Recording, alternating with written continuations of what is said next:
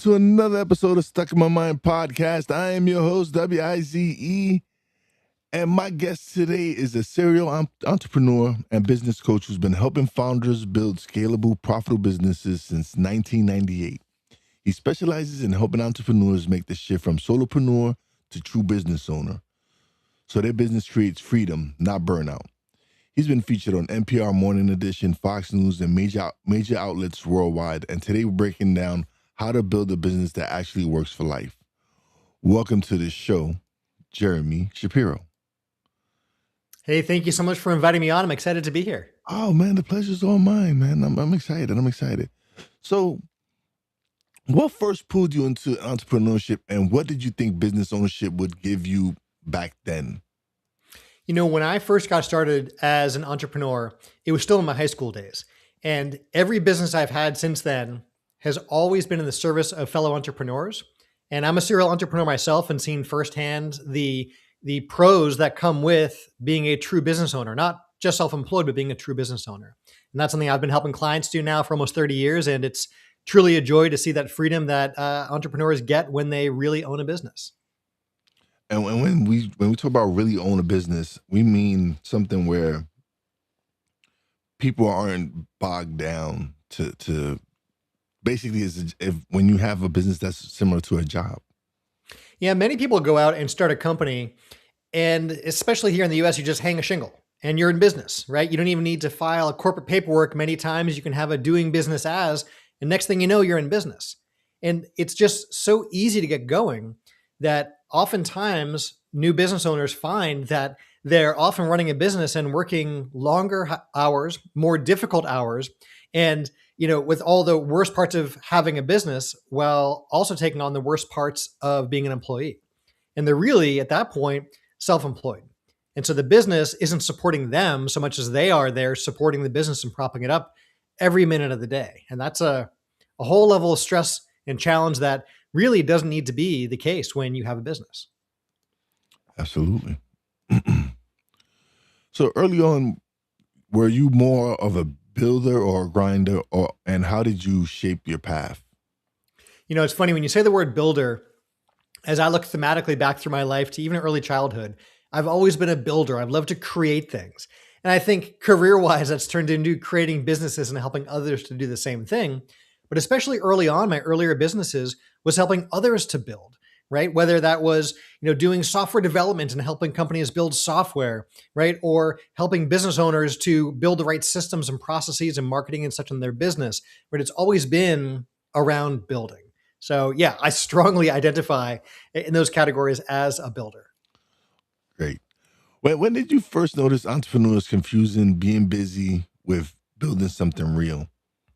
Yeah, when I have folks do what we call like a time diary, right, which is figuring out like where you spend your time, it's often really eye-opening. So for our listeners, something you can try doing is you can just jot down throughout your day what it is you're doing. Maybe set an alarm on your phone that goes off every 5-15 minutes. And when it does, just take your pen, jot down, here's what you're doing in that moment. And you'll quickly come to realize really where you're spending your time. And it's amazing how much time we all spend on busy work. Right? We might try and justify it, or in fact, may not be helping the business at all, but we're busy, busy, busy. And there's not really a prize for being the busiest person. Yet we've sort of created this toxic busyness culture. You've probably heard these conversations when you check in with someone and ask how they are, and they say, oh man, I am so slammed, I'm so busy. And they list off all the things that are overwhelming their schedule, as if that's a badge of pride, how busy you are. Now, contrast that with being more intentional with your time. Especially if you do this time diary and you see where you invest your time, you can start to be more tactical and more intentional with how you spend your time throughout your day. If you think back to like what it's like just before you leave the office for a long weekend or a vacation, isn't it amazing how you prioritize and how productive you get in those last few hours? And what if every day you ran with that kind of efficiency and that kind of productivity? That can get you tremendous results while not having it be this overwhelming 120-hour work week. Mm. So what was there a moment when you realized working harder wasn't the same as working smarter? Because we all know that phrase, work smarter, not harder. Yeah. So in business, right, an example of this would be creating systems and having people in your company run those systems.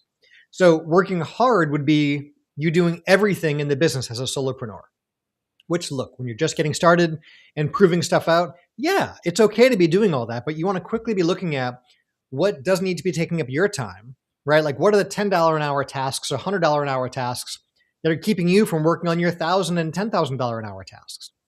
And when you start to realize sort of the value of the different kinds of work that you're doing, you can start to systematize what it is and then bring on the right people to run that system for you and for the business.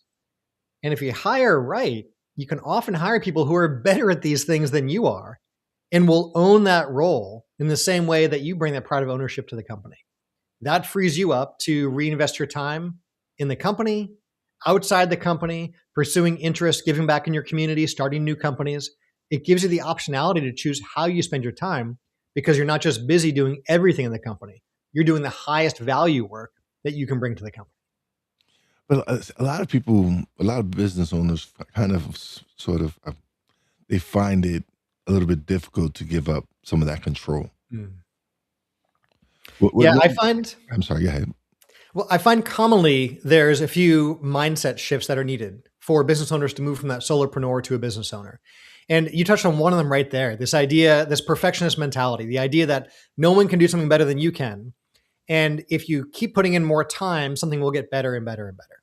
And with certain things, that is true, but there's this whole concept of diminishing returns. So one exercise I'd love to do with business owners is to have them document down one of those repeatable things they do over and over in the business that they feel nobody else could do as well as they can. And once you systematize it, then you yourself can just follow your own system and you'll realize where it's a little off or where it needs modification. And a really key piece when you create any of these systems in your business is to figure out what your definition of success is. What is your short checklist you can use to determine is something good or is it not?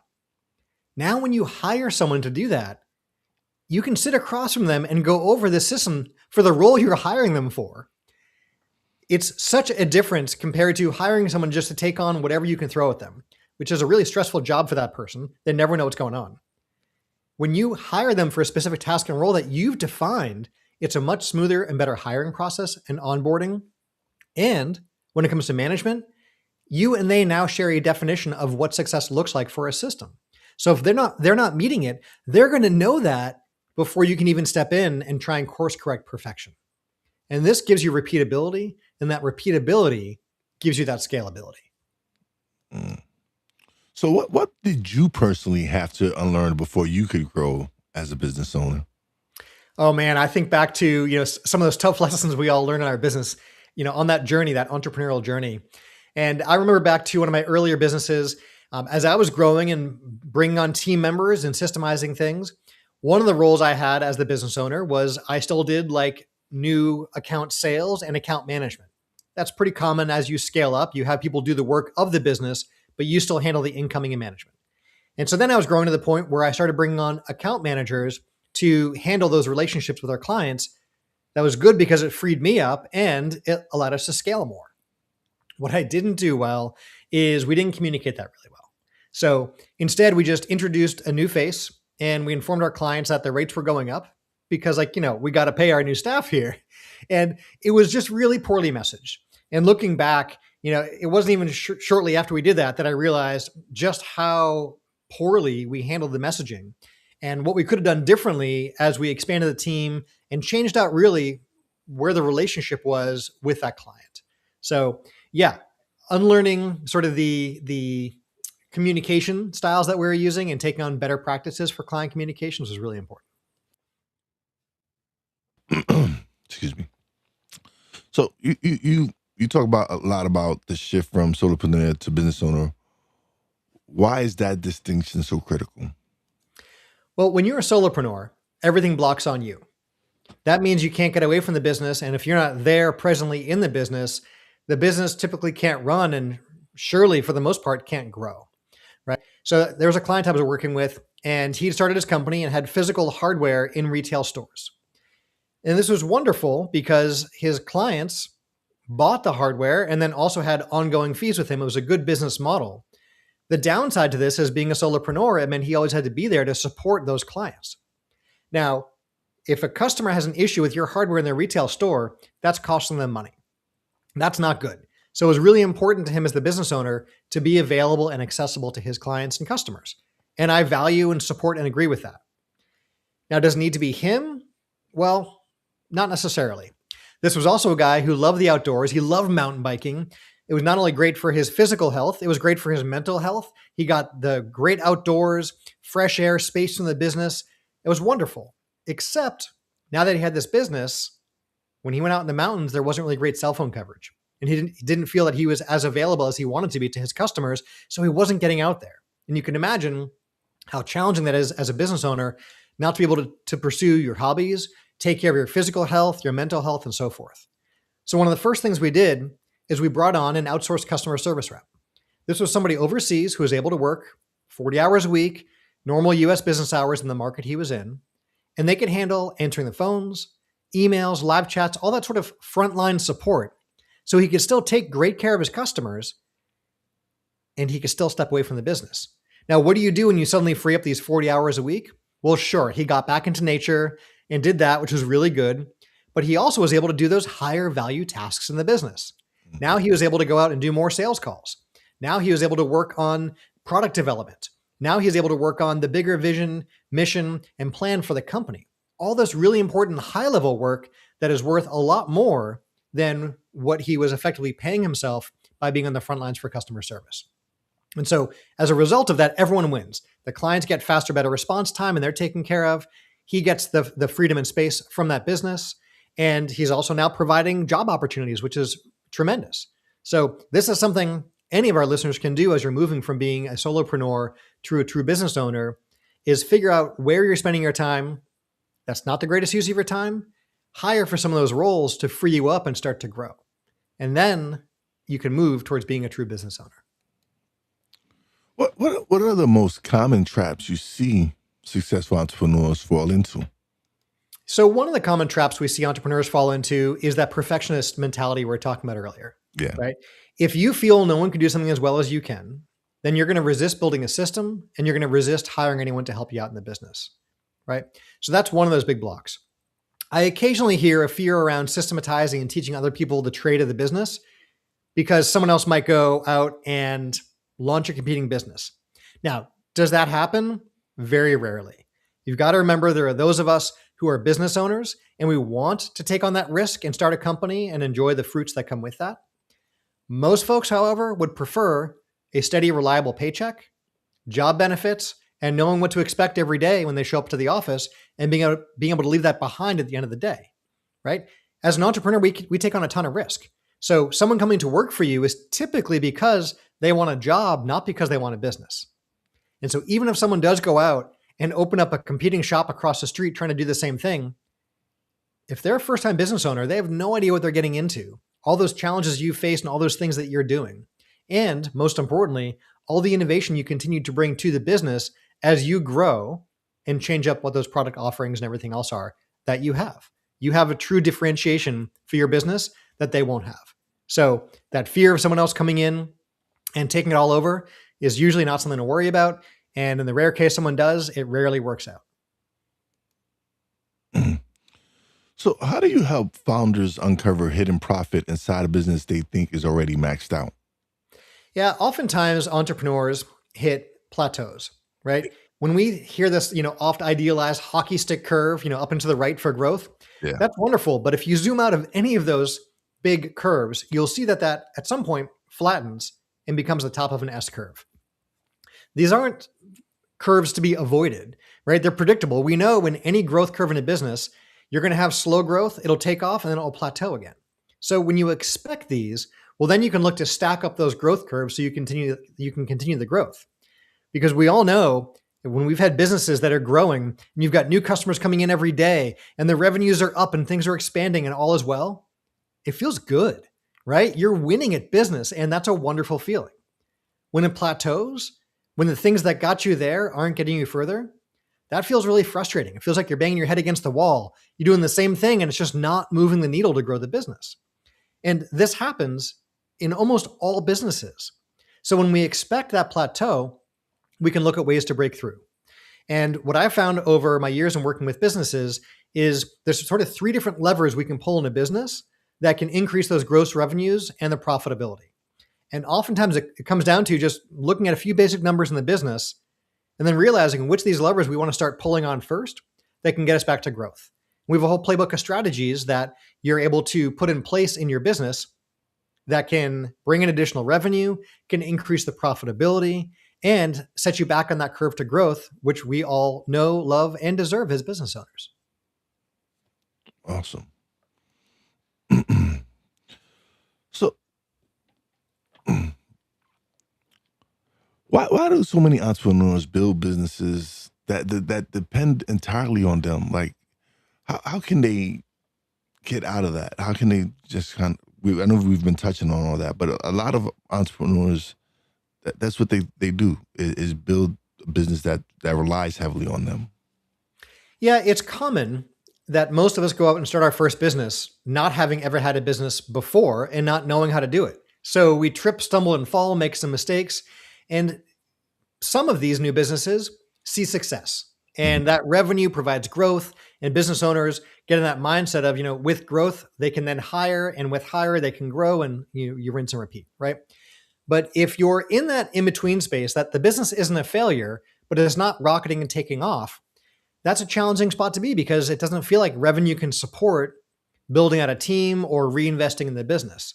But if you're not doing some kind of marketing within the business and you're not doing some kind of work to grow your audience and grow your customer base and so forth, then it's going to be really hard to put any strategy in place. I'm a huge fan of small hinges that swing big doors. Yeah. Right. So if we can improve an existing process, there's magic there, right? If you have a flow of customers coming into your business, you have a flow of leads coming in, right? There are all these little tweaks we can make that will provide those big incremental gains that we're looking for. So I'm an avid cyclist, and the parallels between cycling and business I find so interesting. I won't nerd out too deep in that, but one of them that I love is the British cycling team. The British cycling team was one of the worst in the world for a very long time. They sort of had this terrible reputation. But a number of years back, they brought on a new head coach.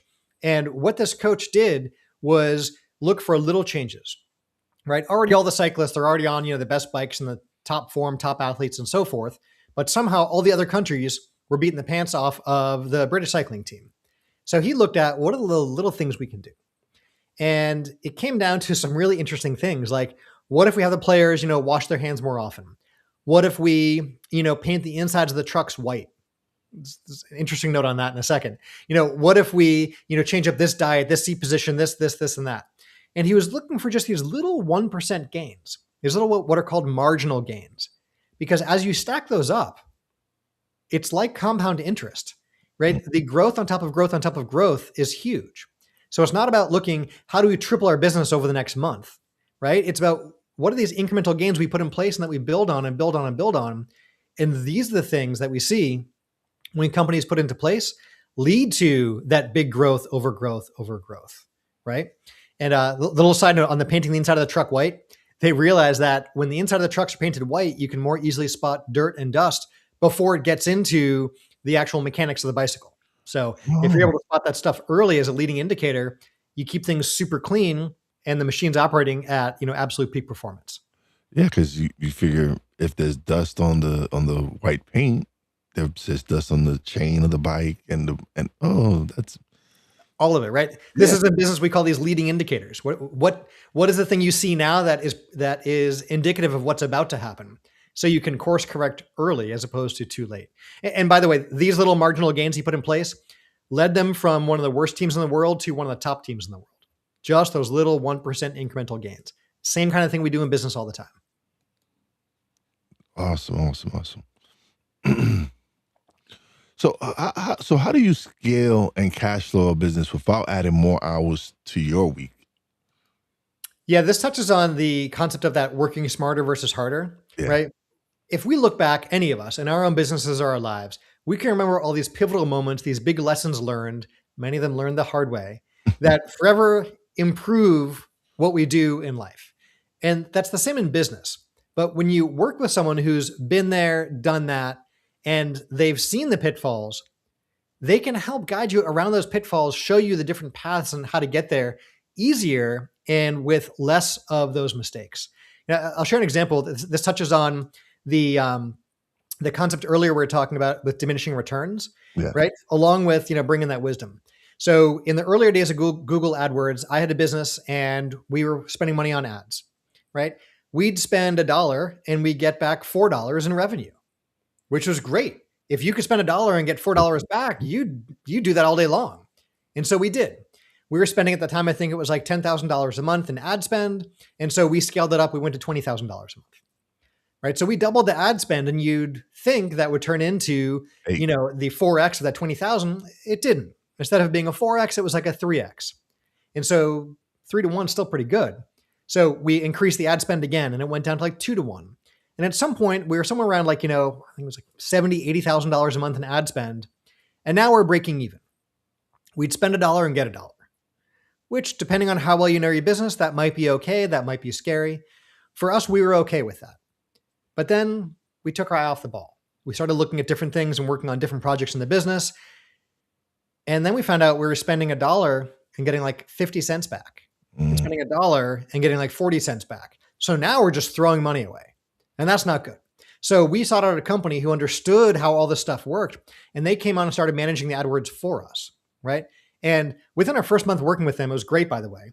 They cut our ad spend and they like dramatically increased the efficiency of the ads. So it was like they cut our ad spend, I think, in half and doubled the conversion on our ads. So we saw like a times 2, so 4X improvement on what we're getting. So it was wonderful because now we had somebody else who had the expertise, who was keeping up with all the endless changes these platforms roll out, that allowed us to focus and get back to our business. So very often when we look at solving a problem in our business or finding that shortcut there, sometimes we educate ourselves so we can do a better job in the company. Other times we'll hire someone to come into the company as an employee or a team member and handle that job. Sometimes we'll outsource to an individual and have an outsourced individual take care of it, right? And other times we'll hire a company and task them with a certain deliverable. And any which way you cut it, if something has to get done in the business, leverage is often the best way to find that growth, leveraging the talents and experience and expertise of others. Awesome. By the way, a good friend of mine, Dorian, who was actually a guest on the show, she left a comment. She said, this is some really good stuff. So someone is enjoying this. So that's good. That's good. Awesome, Dorian. If freedom equals optionality, what options should every business owner be working towards? Yeah, when we look at the longer term trajectory for our business, any business only ends up in one of 3 places. One is you pass the business on to your kids. And you've got to ask honestly, do you really think your business will be an asset that you're passing on to your children? And then secondly, are they going to want that business in the first place? The answer to the first question is usually no. And if you think it's a yes, the answer to the second question is usually a no. So yes, businesses do pass on generationally. It's exceedingly rare. All right. The other direction is you end up closing up shop. At some point, you decide the business is done. You turn that open sign to closed, right? You send out a nice note to your customers, and that's that, right? Maybe the business owner passes away. Maybe you just decide to move on. Maybe it's just been run into the ground. Most businesses simply just don't make it, right? The majority of businesses fit this category. That leaves us with the third category, and that is that you sell the business.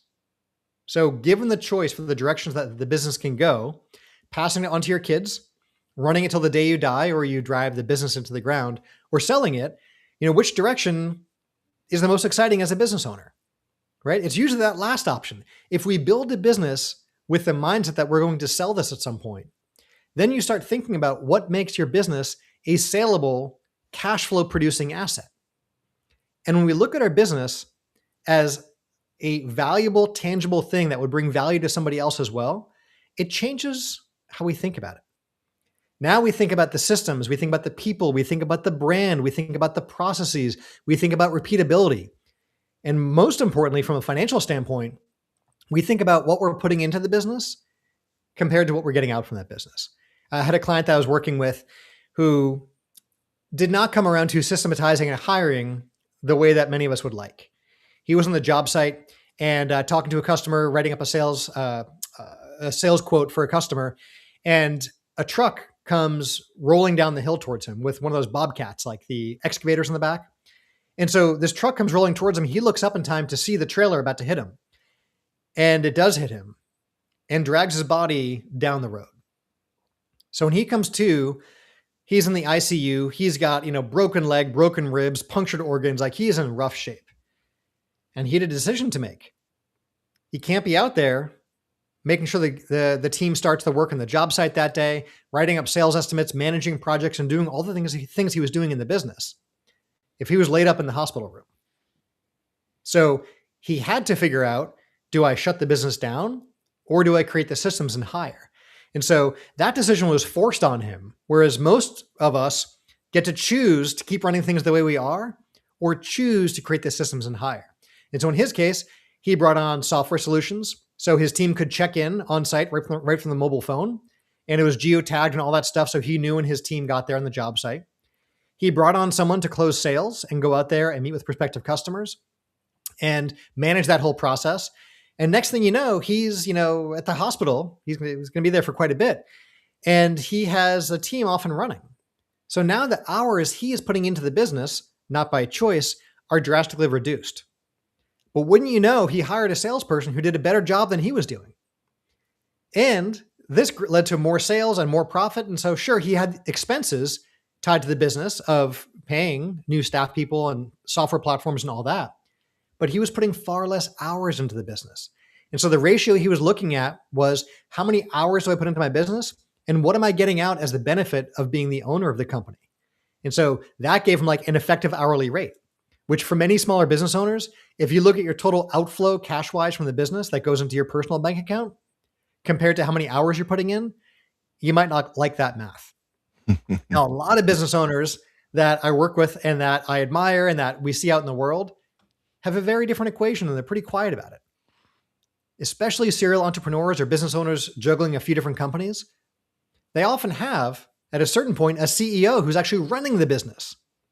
So now they've moved in more to that investor seat, and they might work an hour a week, check in with the team now and then, right? A little more as needed, but that gives them that freedom to step away from that business, that optionality to reinvest their time how they see fit, whether that's launching new businesses, giving back in their community, traveling, time with family, whatever else it might be. It gives you the choice of how you spend that time because you've built a cash flowing, valuable, and saleable asset.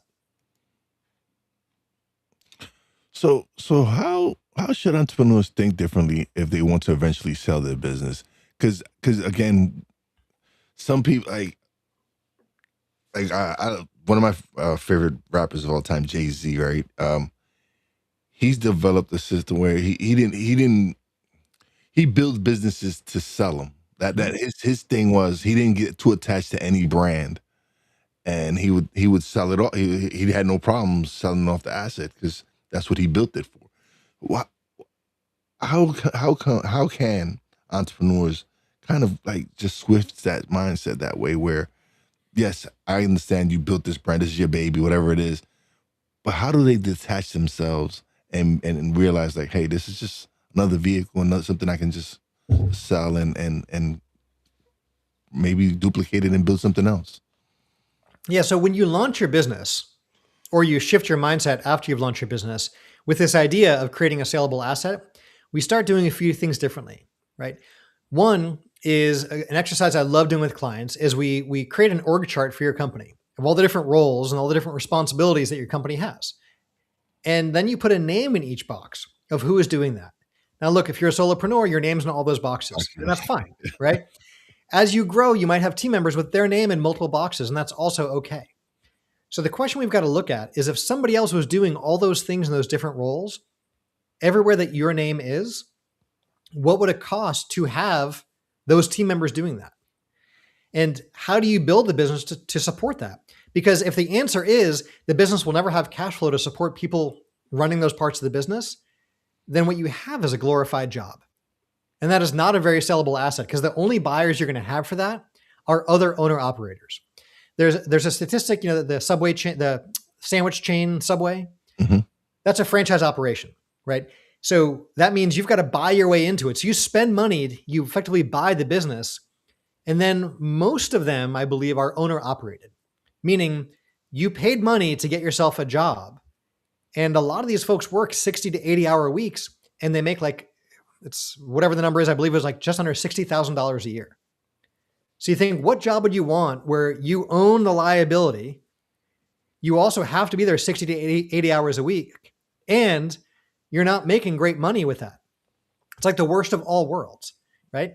The only person who's going to buy that is another owner operator who you're going to see behind that counter every single day. Now, look, if you want an owner operator business, that's great.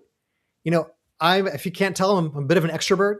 I enjoy chatting with clients and people and being on the front lines, right? There's something nice about that idea of being on the front lines in your business, and that is okay. There's nothing wrong with that. But if you can't afford to pay someone else to do all the stuff that you do in the business, then that's not that saleable of an asset. So step one is figure out what those different boxes are for the roles in your business and put the names in there. Step two is make sure you have documentation for what these roles are so you can then start to hire for them.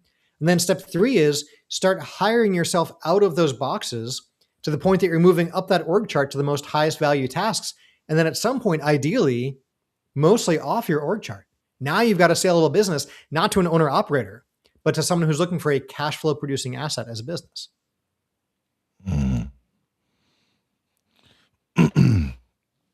What's one belief about growth that's actually holding founders back? It's funny when I talk to business owners about where their pricing is. Yeah. And especially if you're like in a services-based business, like if you've got widgets in a highly competitive space, like congrats on running a business that's a scary business. If anybody else can just, open up shop and sell a competing widget from the same factory, like that's a tough space to be in. So that space aside, assuming you have services or offering that truly are unique to your ideal customer, right? Business owners rarely revisit their pricing. So there's a business owner I was working with, and she had built on her own a solopreneurship business that was almost a side hustle that was a six-figure business. Mm. And she then heard from someone else all the way across the country who liked what she was doing and asked her if she'd be willing to teach them how to build that same business that she built so that they would basically get what we call like a business in a box, right? Tap and leverage all that knowledge she has. Now, that was not her core business. She'd never thought of like licensing this or teaching or training or selling this. And so the conversation we had was about how to price this. And her initial thought was like, she's got to fly out there. She'll be there for the day. So she's thinking maybe I'll charge like $1,000. And then she's got to cover her flights and food and travel expenses and hotel and all this. And I'm looking at her and I ask him like, hold on, you're teaching someone everything you've learned to launch a six-figure business in less than a year. So they can go and just repeat that. And you're looking at it based on like what you think your time is worth. Like, don't you think this knowledge is worth so much more? Don't you think this system is worth more than just the time you're putting into it? Yeah. Is that? Yeah. The system, the shortcuts, the best practices, her figuring 1,000 things that don't work to find the one thing that does work. And so, we are encouraging her to charge a lot more. And we got to the point where we're saying, well, why don't we just put a zero on the end of that?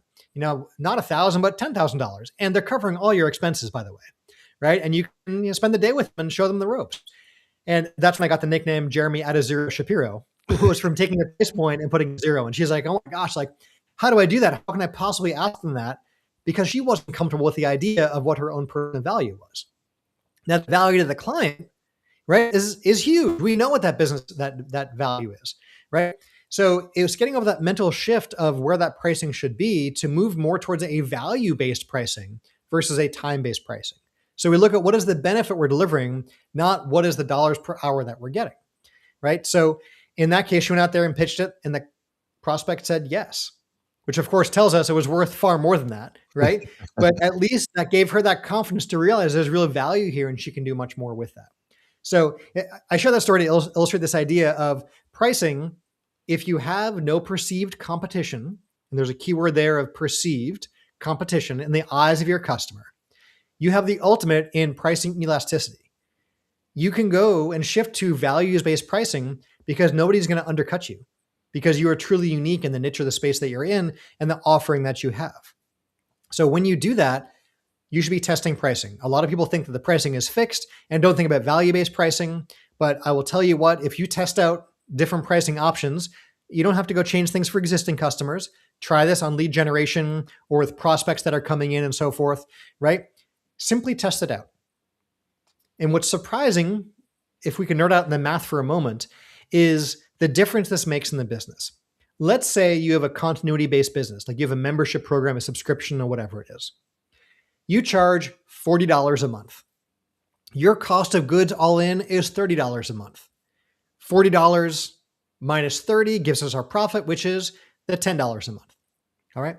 Let's say we go with a modest price increase, a 25% increase from $40 to $50 a month. Will that impact your conversions? Well, we should test it, right? But that means every one of those customers you bring on board is now 50 minus 30 is $20 in profit. So increasing your price in this example, that 25% and testing it, gets you a customer that has twice as much profit margin as your existing customers.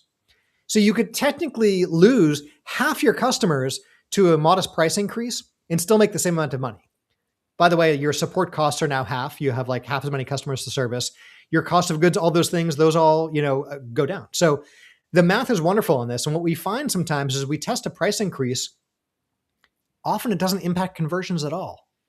Sometimes counterintuitively, it increases conversions because now you're premium priced. So this is one of those things that business owners so commonly believe that they can't change their prices, when all we should do from time to time is test out a price change on the front end of that funnel and see how it impacts things. If it impacts it too negatively, you take that down. You can A/B test it and see how it impacts your conversions, right? There are many ways to do things that are very low cost experiments that can provide not just valuable cash flow and profit, but valuable information simply by having a rapid experimentation cycle. And Dorian, she's talking about she has to change her prices, and yes, this is awesome. This is why I love doing this show live, when you get to interaction like that, where people are actually getting value from the episode. So thank you, Dorian, for leaving comments. She also put in, I'm taking notes. This is a masterclass. So you definitely you provided some amazing stuff, Jeremy. This is awesome. Thank you. So for someone listening who feels stuck on a plateau, where should they start? Yeah, so we want to look at in our business, what got us to where we are. Because oftentimes what got us to where we are now won't get us to that next step.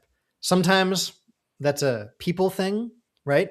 Like especially in executive leadership, right? Like a CEO who gets you from your 100,000 to $1 million isn't always the same CEO to get you from 1 million to 10 million, 10 to 100, and so forth.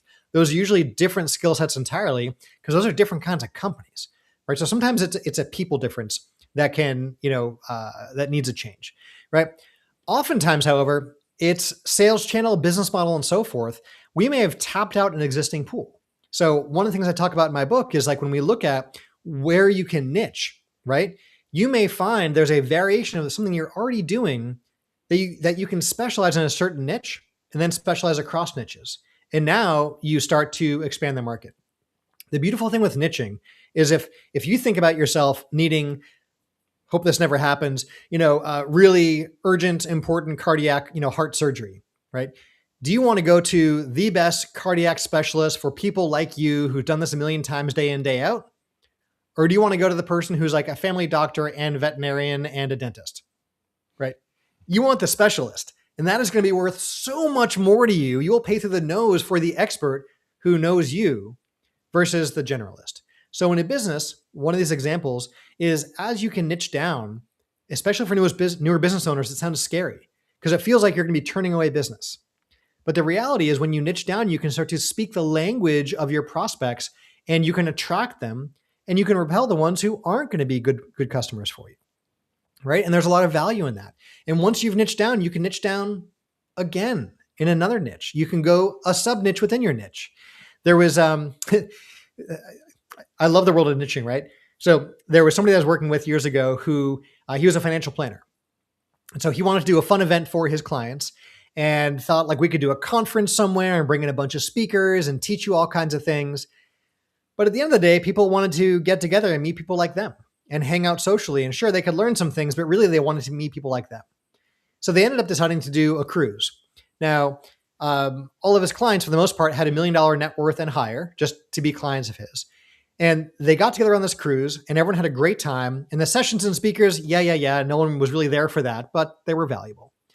And afterwards, he was getting feedback from his clients about how the event was. And he heard from a number of folks like, hey, this was good. I'm glad you have a bar set for what the minimum net worth is, but like, we want to hang out with people with that $5 million net worth and higher, not these, folks with a $1 million net worth and higher. And he's like, oh, okay. Like there's a sub niche within the niche he's already working in. So he put together an event just for these higher, net worth clients at the 5 million and up, and had that the following year, and had a survey again afterwards, and heard from folks who said like, yeah, like this was great. We enjoyed it. But like, for us folks at the $20 million net worth and higher, it'd be nice to have an event just for us. And he's like, oh, geez, okay, there's a niche within the niche within the niche. And so, he found that the further in he niched and the better he could curate those groups, the much better experience everyone had, the more he could speak to and cater to those needs. These were all clients he was already working with, but within that niche was a niche within a niche within a niche and so forth, right? This also comes up in books. This also comes up in service providers in terms of, the ideal client that they serve. And the more narrowly you can scope that, the far better you can do in business. Mm. So what does a successful business really look like to you today?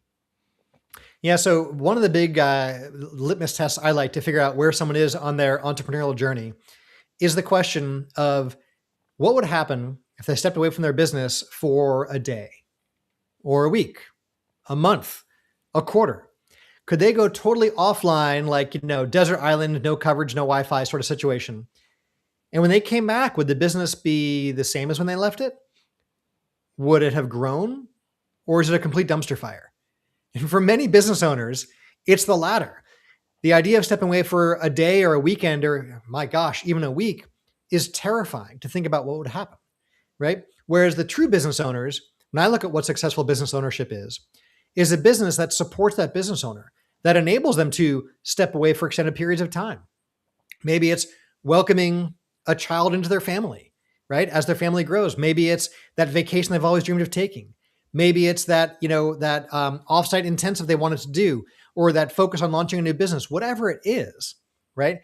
If you as a business owner are able to step away for periods of time, it doesn't mean you have to, but it means you've put the right people and systems in place that can not just run the business, but can grow the business even in your absence. And that's when I know someone is truly operating and running a real business.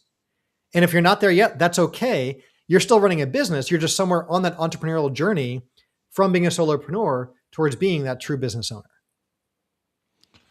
Oh, Jeremy, this has been amazing, man. I've loved this interview. This has been dope. But we've come to the part of the show where you get the solo screen and you get to plug away and let everybody know where they can find you, everything. Love it. Well, thank you for having me on. So my name again is Jeremy Shapiro. I'm the author of Your Business Growth Playbook. And so this is a book you can find your local bookstores. You can find this online, anywhere that you buy books. And you can also find me and more information about that book at yourbusinessgrowthplaybook.com. You can even get an audio sample of the book, download a piece of the book, get a checklist for, that you can use in your business today. All that and everything else you need is over at yourbusinessgrowthplaybook.com. Thank you, Jeremy, for being such a great guest, man. I love it especially when a guest gets value and they let it be known. So thank you, Dorian, for sharing the comments. I've greatly appreciated. But don't leave just yet. Let me close out the show and we'll chat a little bit off the air. But Jeremy, man, this was awesome. I appreciate you, man. This was a really good episode, man. I appreciate it. Thank you for inviting me on. This is a great show and love the great questions. Thank you. All right, everybody. Another great show is in the books. I'm so excited. This was so good, man. If this conversation hit home and you're ready to break through your next plateau, take a look at your business growth playbook and connect with Jeremy Shapiro All the links are in the show notes. And if you know an entrepreneur who feels trapped in their own business, share this episode. It might be the wake-up call they need. You know how your boy Wize does it? Peace out.